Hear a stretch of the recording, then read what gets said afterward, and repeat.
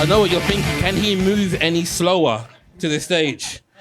By the way, it's my birthday today? No, I'm lying. I'm looking for a new birthday. My birthday is June the 14th. I share a birthday with Grenfell Tower. That's not funny. And Donald Trump. That's equally not funny either. I am about 30 months younger than my older brother. That means after I came out, my dad went straight back in. Your face is, I know. Can you imagine how much impatience he had? But growing up in a Caribbean household, there's a few things you need to understand, right? Caribbean household, I was the youngest. And when you grow up as being the youngest, you're adorable, but you're also the family bitch. And what that means is everything that happens, you kind of have to do, you kind of have to fix. Now, I'm 36 years old. If you're in your 30s, make some noise. So you're with me. How much do you remember the house phone?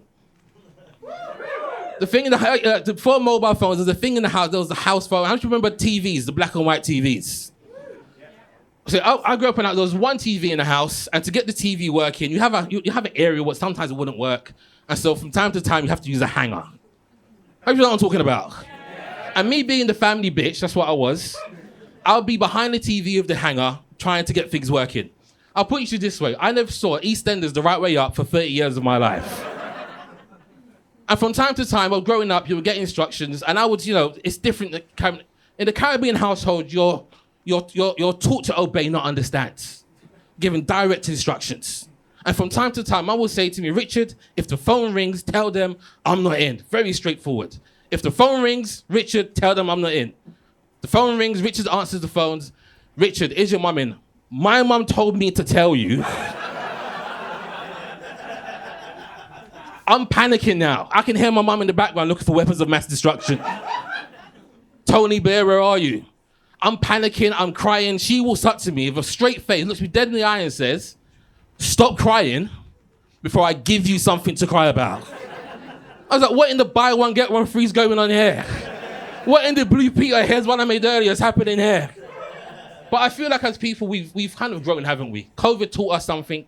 COVID's taught us that, there's a lot of things happening. There was George Floyd. How much you remember that? There was George Floyd happening. And then in London, there was the marches. Everyone got together. There was all people there. There was blacks, there was whites, there was Asians, there was males, there was females. There was young, there was old. And they were chanting stuff like, no justice, no peace. And then everyone ran to 10 Downing Street, and then they changed the chant to something not so productive, like Boris is a wanker. And I'm like, he's got about 15 kids. Masturbation's probably not his top priority. But I appreciate your effort, everyone. Keep it going. And growing up over time, things, how do you know things have changed?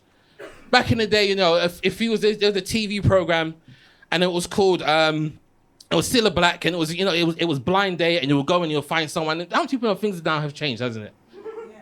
Things now have changed. If you wanna meet someone, you just swipe. You just onto the next and onto the next, and things have changed over time, and we've become different types of people.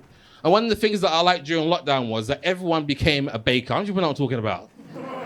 Baking became the number one thing, and quite slowly afterwards, the thing that came after baking was everyone ran out and bought toilet paper. I was like, we must have toilet paper in our house. I'm like, if you're eating at someone's house who's just started baking, toilet paper probably is what needs to happen.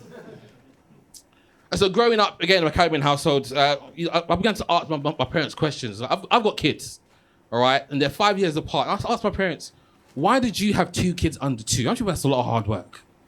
So I asked my mum, why do you have 2 kids under 2? She said to me, you wasn't planned. Again, that's not funny.